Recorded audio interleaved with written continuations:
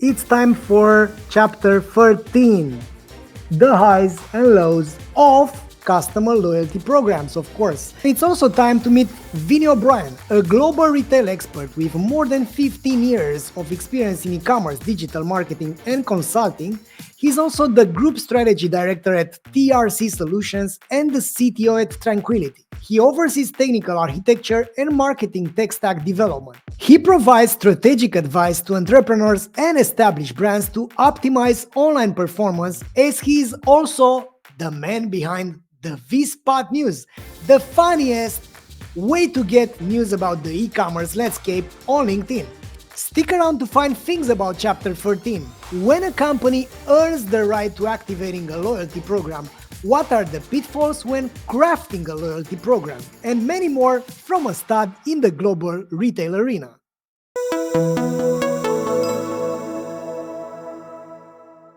So Vinny, thanks a lot, man, for joining me and talking about Chapter 13.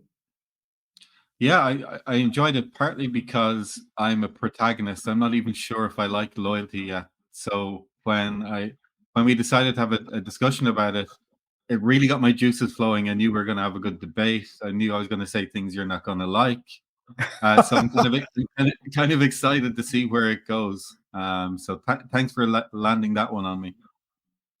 Super. So first of all, what do you think about Chapter 13? Any obvious mistakes or any things that you liked about it? And by the way, what's your general opinion about the book itself? So the book I love. I think timing of it couldn't have been better, just given where the market is going. I think all those things you've talked about for quite a long time now are starting to become really relevant to people and the sort of discussions that they're going to be having. So I still think the subject matter needs to be more of a boardroom discussion and also a frontline discussion. So the teams that need to be living and breathing this need to understand the language around it really, really well. The chapter itself, it's very balanced. I thought you would have gone more to saying loyalty is got to be part of everything, but you've provided a little bit of balance, looking for the pitfalls that you might put in there. But the part that I suppose I start with, the piece that kind of I liked the most in it was the design element. So starting with data as the point with which you're going to design a loyalty program has got to be the very starting point, because I don't necessarily believe we all should have a loyalty program as we classically think about it. So when I think about loyalty, I think about Amazon Prime. It's this membership club where I get deliveries, I get Amazon Music, I get Audible, I get all these things, but it's actually about the services that I get. It rarely comes down to my Prime account being the place that I get free delivery, and I love it. So I don't care that they've put it up 30 quid since I first signed up to it a few years ago.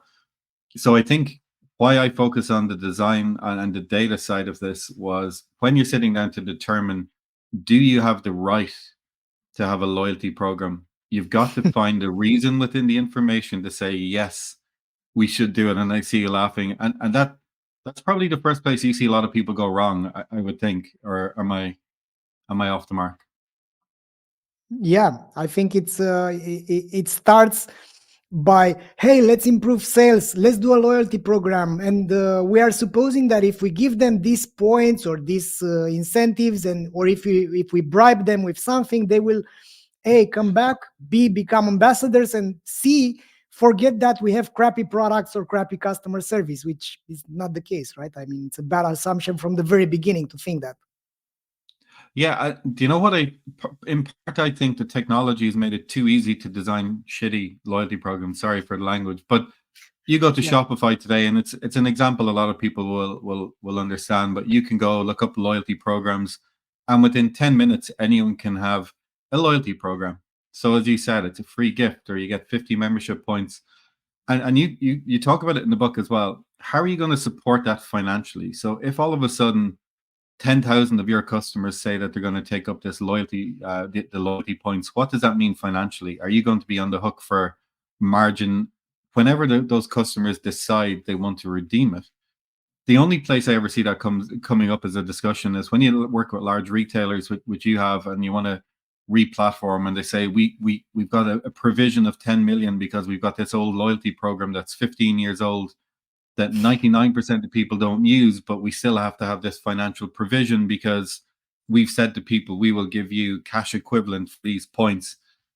And that's the sort of mindset you need to get into when you're designing a program, because you need to stand over and be comfortable with what you've said to the customer you're going to do on day one. So I think, again, this is all part of that journey mapping. So for me, I really liked that. And I don't think every brand has the right to a loyalty program. The most interesting study that kind of piqued my interest, there was a brand that we worked with, and we looked at 6 months of sales data, and we were looking at the impact of a percentage off the first order that you made on site. So we'd split the traffic coming in. We had, I think, 20% of traffic were being offered 10% off the first order, and the rest of the audience were not. And we saw a couple of interesting things. Conversion rates were kind of variable. There wasn't a huge amount of difference. But the most impactful thing that we learned during that was the lifetime value of that customer over the 6 months was 2.5 times greater on the people who received a discount on the first order. And we had generated 4 times more income in that period as well. I think it was about 4.1 times more income. So the reason it came about was, I think someone in the finance team said, why are we giving away margin on every first order that we put out there when we have 10% off on the website? And that sparked a discussion around what it is we want to do. But I think that instance could now start becoming the basis of, well, a retention program could look like, rewarding people who engage in the brand in the first place. And then in order for you to get a 4x return in 6 months, you've got to have something meaningful along those steps of the way. And I think it's designing, what's the communication plan? What's the incentive? How does it link to a second sale? How does it make the customer feel good about their choice to pick us over the 5,000 other competitors in our space? So for me, that design and journey mapping part was really kind of interesting. And for me personally, it was the most important element within the chapter. Yeah, I love that you appreciate this, because I also been let's say falling for this delusion, like if we are going to craft a loyalty program, our customers will come. And it was back in the days, like in 2008, at my former eCommerce, like in a previous life already, we started to push this type of loyalty programs after the first purchase, second purchase. And in theory, at least we've used the first simple rule, which I think it's the first step, right? It's your best friend. Like, you use math, you can see at least, and you can build scenarios like, if this, then that. So, or how big should be the adoption of our loyalty program in order for us to A, break even, and B, make more money. Because if the math says that, hey, you need an adoption of 70% with your current incentive plan, then simply don't do it. I mean, look at other things to do if you have a low margin on the products that you're selling. And I guess this comes from let's say short-termism, and from the idea that we know that customer behavior can be affected, and we have a lot of hypotheses which we don't back with data. And at the end of the day, as throughout the entire book, what I'm advocating for is look into the data, understand the customer behavior, look at the numbers that matter, which lifetime value at the end of the day is the profitability per customer down the line, and then come up with hypotheses that you can validate. Because I'm coming from the CRO world. We have this CRO tool as well, and I see pretty much everything as an experimentation. And your loyalty program can be validated. I mean, if you're a big retailer and you want to revamp your loyalty program, for God's sake, as I wrote there, validate it with the sample of your customers first. Use this type of that thing called customer feedback to see what they are after, what would incentivize them, what they declare that it's appealing for them, before throwing to your, I don't know, 400,000 customers our new shiny program because we've found a great vendor that said that this tiered point system helped the furniture company from Mm. Australia to make a lot of money.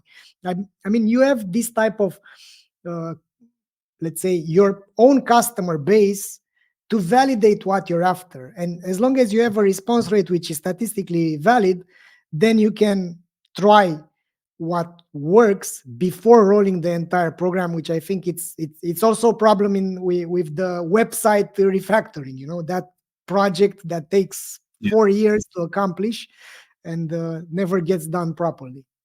So a couple of things to pick up on. The feedback point is really interesting because most people don't do anything with feedback that they receive, and I think gathering feedback for feedback's sake is what most of us end up doing. So we gather it. We might read testimonials once a month, or we read them out to the board at the end of the year, and we go, look at all these great things customers said about us. But we've got to do something with it. And there's a couple of reasons. You've stated in the chapter, like customers fall into buckets of they care about us or they don't. And I think for the most part, they don't care about us. So we've got to give them reasons to connect with maybe Yeah. what we do. So I've this controversial statement that Simon Sinek is wrong. It's not why we do things. It's actually what we do or what we provide that's going to be really the interesting thing for people, because it's got to make their lives better. And if you look at something like Prime, which I've mentioned, I now get free music, I get audiobooks, I get TV shows, I get Christmas movies, which I love, hence the crummy jumper. But it's all the reasons that it impacts my life that I feel like this membership is valid to the point that I don't look at the renewal amount every year, which is a pretty crazy statement for me to make. So Amazon could jack the price by 20 again this year, and I do nothing about it. There are a few membership opportunities like that allow us to do it, and that's partly because of the way the market is. It's fragmented. There's a lot of people doing a lot of things. The point you made about the data, I it's hard to stress or not stress enough the importance of the curiosity around all of these, and the time factor against them all is something else that I think is intriguing, because Gymshark, when they first set out, they were really aggressive on RFM analysis on email database. And what they were doing was something no one else would do. There's a guy called Rich Chappell who you could speak to.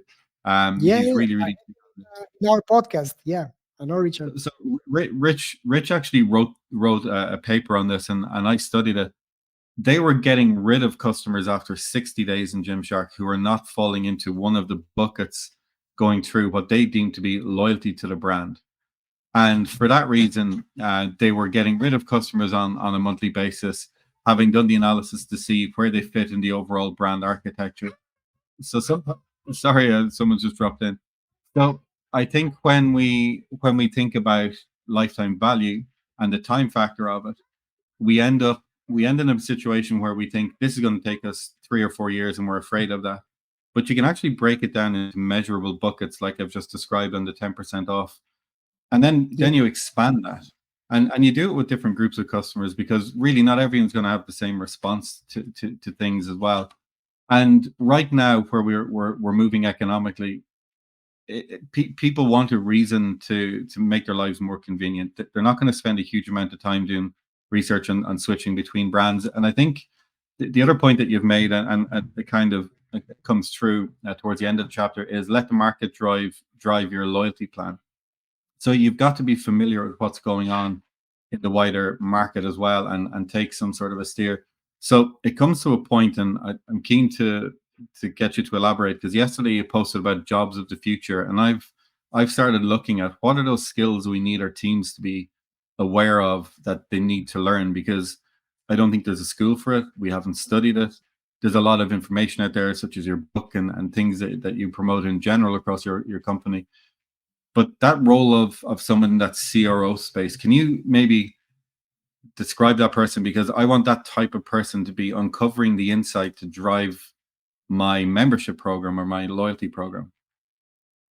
yeah. So I wrote about the fact that I don't foresee a future where companies don't have someone which is an expert for the entire customer journey and whose mission is to improve customer lifetime value. And having that in mind, that person, of course, has some understanding about the consumer behavior, so a bit of psychology, either but it shouldn't be like a geek, because which looks at things under the microscope. It should be someone which really gets what customers are all about. It should be someone that has the skills to work with the internal politics, because that person it's will work with different departments. What I've discovered is that working with larger companies, I mean, smaller companies say, yeah, let's improve customer lifetime value because we can do whatever we want because we are small and agile.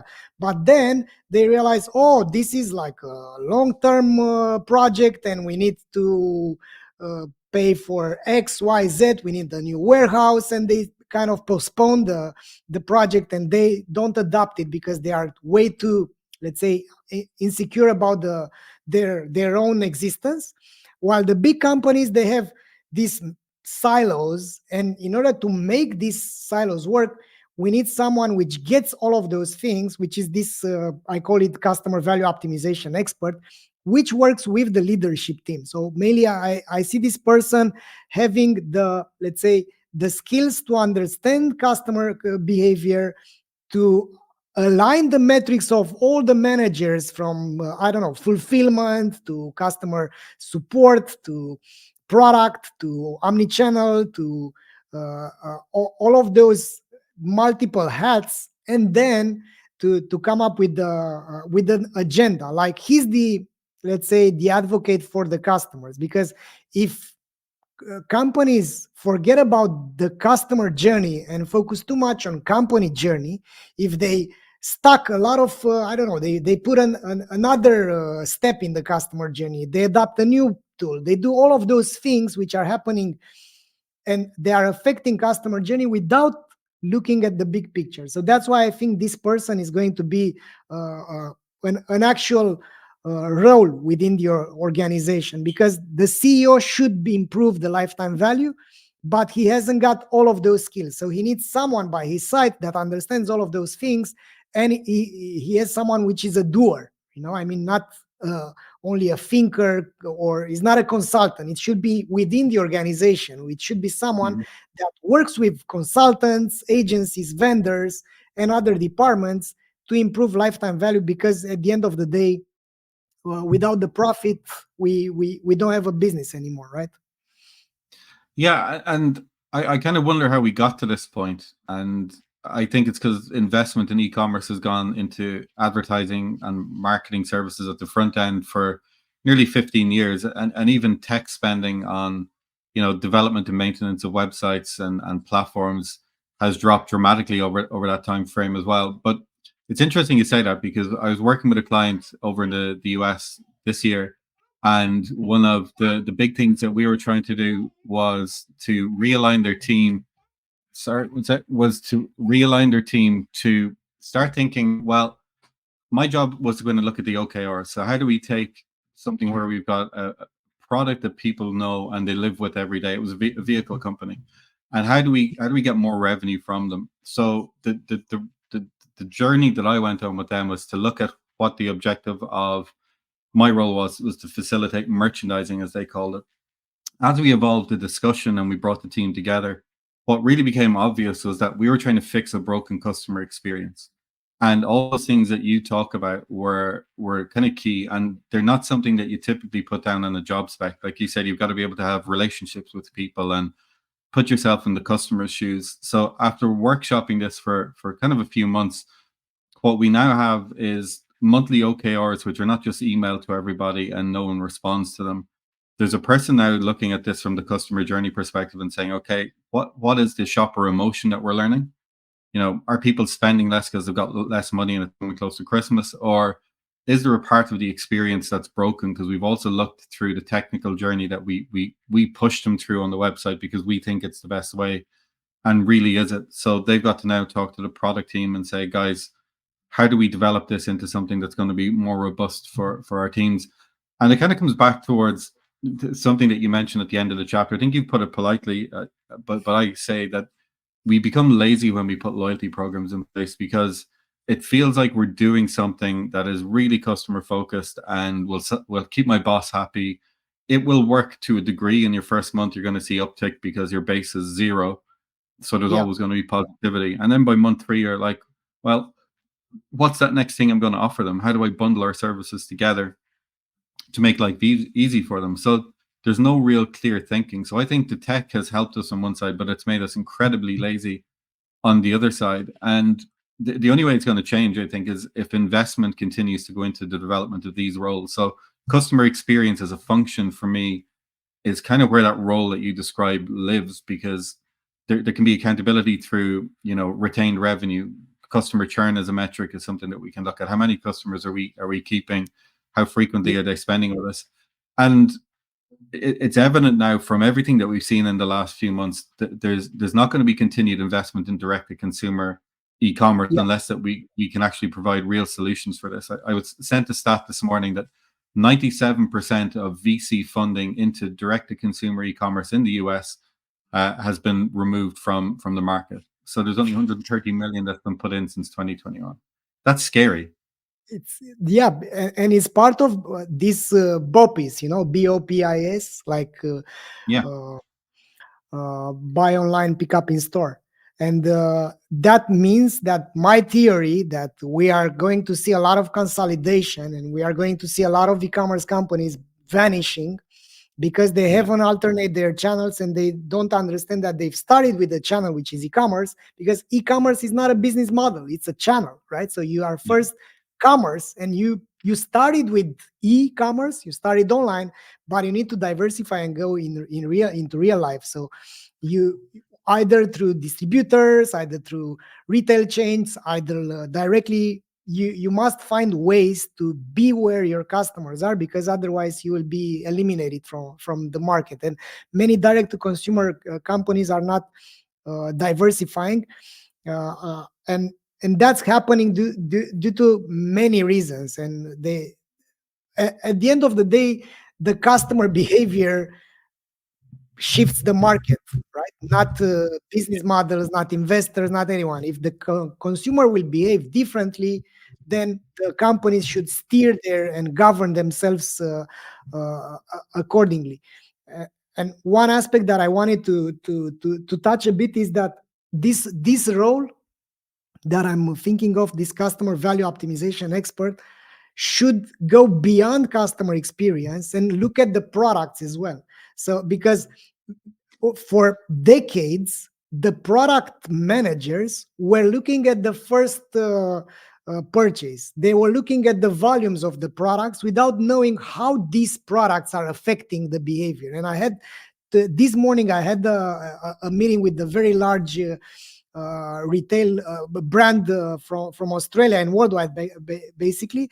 And we were doing this interview with their former customers, and they had amazing products which were very expensive, so and so products, and some crappy products, but they wanted to also address the low tier market. And guess what? They From the interview, we realized that they were sending this type of products, they were selling a lot, but those customers were not returning because they've started the experience with the brand with the so and so product, and that made them judge the brand and all their upper class products according to that. And for instance, Mm. Apple is not doing this, too much. I mean, they've started to do it as well, but they are not doing it too much. And that's why you can remain an aspirational brand and not sell crappy products, because you also want the low tier customers. And sometimes you buy like a low tier product, the product manager see it as, yeah, we are selling, it's amazing, but you don't see what is the customer retention if you have customers that started their journey with your brand buying this crappy product. And that's why you need to look at things like lifetime value by the first product that they've bought. And that's why you need to dive deeper into the data that you possess as a brand. Yeah, and the last part really rings true with me. We worked in a car parts company for a number of years, and our first LTV study, I may have said this to you before, but we sold roof racks and bike racks and all those cool things that are accessories, but we also sold all the parts you need to run your vehicle. And when we did the first lifetime study, we uncovered that we overinvested on ads for all of our leisure products, and we never I think we converted less than 3% of those people to buy a part for the Yeah. car. And now it would be absurd to think that you have a vehicle, you have a roof rack, we know what your vehicle is, and we can't sell you brake pads when it's time to service your car. Whereas on the flip side, we had all these customers who bought parts from us but had converted into other categories because they now knew we could solve the core problem, which was this idea of getting a part for your car. And then they came back to be more curious and they saw some of our other email marketing. But we had a very crude way for segmenting those customers. But it was an eye-opening exercise because now we knew that one, we were underpaying on at a CPA level for customers who were coming in on the parts because we felt it was so competitive. We're not Yeah. going to earn money on the first order. And then It's all of a sudden it was like, okay, well, over 3 years, this customer has bought 6 times from us. They spent €300. So if we increase our CPAs by 20%, we can accelerate more of those customers into our bucket than we can ever spend time converting someone who's bought a roof box 2 years ago, who's probably never going to want to talk to us again. So we can take away all the time and effort gone into that type of marketing. And that's where most of our focus went because it was high ticket, high margin, but it was the wrong kind of customer to be bringing down the funnel, and that's kind of the danger that you can fall into. And I think yeah. that's especially the danger when you have commodity products where everybody else has them. It's trying to design where loyalty comes from. And I think the danger for us is that it may be taken out of our hands at brand level. I think you're going to have wallet providers who are going to start doing cashback offers that it's going to be really hard for us to compete with. We're just going to have these payment methods on our stores because we have to. They're going to be redeemable in places that maybe we've no connection to. So some of the things I've looked at in Irish e-commerce was how do you group non-competing brands together who have service offerings that can be combined to deliver Yeah. something of value. And no matter who I talk to anywhere in the world, people do want to support local businesses and they want a reason to be able to spend money within their local town or city, or with people that they know in business. There's just not enough good reasons right now. Yeah, and that's where you can craft, let's say, outstanding loyalty programs. By syndicating stuff, by getting more creative than just throwing this easy to use apps, loyalty apps at them, and hoping for the best.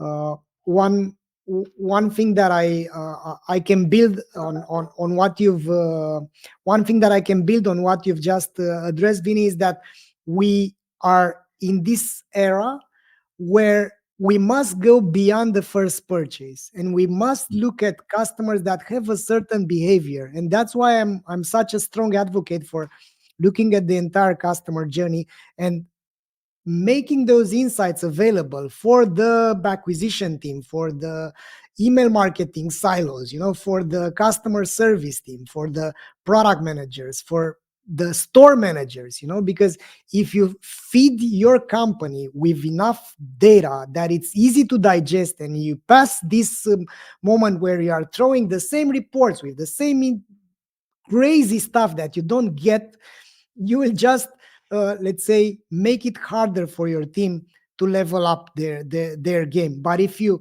sum up, hey, what are we doing here, and you come up with the hierarchical let's say structure of the OKRs or KPIs or whatever metrics, whatever numbers that the company is after, and then you see how each of those KPIs are contributing to the health of the organization, to making the company thrive, then that's jackpot, because you've made anyone aware. And that like Charlie Munger, rest in peace, amazing guy, said, look at the incentive to look at the outcome, right? So if you incentivize your people for the good of the organization without harming or cannibalizing the work of the other departments, then that's how you make progress. But at this moment, we have these silos with KPIs that are conflicting. You have this chaotic reporting. Nobody's getting where you are going to, but they must keep their chair because there are hard times, and basically the company is not progressing. Yeah, the whole idea about reporting is probably the key area for the survival of something like this, because it's got to be a discussion that goes on forever. There's no start, middle, or end. It goes on and on and on. You've got to be curious enough to keep it going. most reporting sessions now feel like cover your arse sessions, where you produce a report to make sure your boss doesn't beat you up for another week, and you're not Yeah, really curious beyond that. And they're the challenges. I think the roles are going to change. I hope they do. I hope the construction of teams change, and I hope the sort of conversations that we're having over next year are more like this one, where there's a healthy room for debate and, you know, what's right and what's wrong, as opposed to everything being right all the time. You know, we have to concede that we're going to get things wrong, but that to me is a factor of time, as you said. I think if the culture changes and we think this is just yeah. going to be ongoing, we've got to be ready for that battle. Then we can start getting things right. That's correct. And uh, uh, as I've said in the first chapter with Professor Peter Fader, when I've got into this journey like 5 years ago, I've said, wow, that's going to happen. In 5 years, everyone is going to adopt this customer journey, cross channel experimentation, focus on lifetime value because that means profit. That was my story in my head. And I thought that in 2 years, people will adopt our solution. In 5 years, it's going to happen that now, after 5 years, I think I'm contemplating like 10 years when companies will adopt this, unless we don't all get disrupted about this AI, AGI, whatever that means. I I can have those conversations with myself too, but I think there will be enough good people out there who want to get this right, because, you know, retail as something we, you know, that's kind of where e-commerce is embedded, is built on people who want to do good things for customers, and it's been through a lot of different versions of itself. I think e-commerce is at that point now where we've got to look at ourselves in the mirror and decide what version of it do we need for the next 10 years to make ourselves successful, and also to provide a better e-commerce playground for the people who are going to be doing this, who are younger than we are and will have different behaviors that need to be catered to. And I take a little bit of hope that I think those people will drive us forward to be better at what we do. Yeah, That's a little super. Then Christmas wish from me. super. So, Vinny, thanks a lot for your presence in my life, man. First of all, and I'm really confident that the this I don't know, this bubble, this world, this small world of ours, Yeah. of retail, of omnichannel, of e-commerce, of digital commerce, is better because of thinkers and doers like yourself. Thanks a lot for joining me in the CLV revolution. Thanks everyone for watching. In case you love the book, or on the contrary, you think it's crap, go and read it on Amazon. Yeah. And if you haven't read it, do what this guy is showing There you. you go. What did I say in my t-shirt, which I love, by the way? Thank you for sending this. The most important thing is to keep the most important thing the most important thing. That's my message. That, Thank you so much, Valentin. I loved it. thanks as well, man.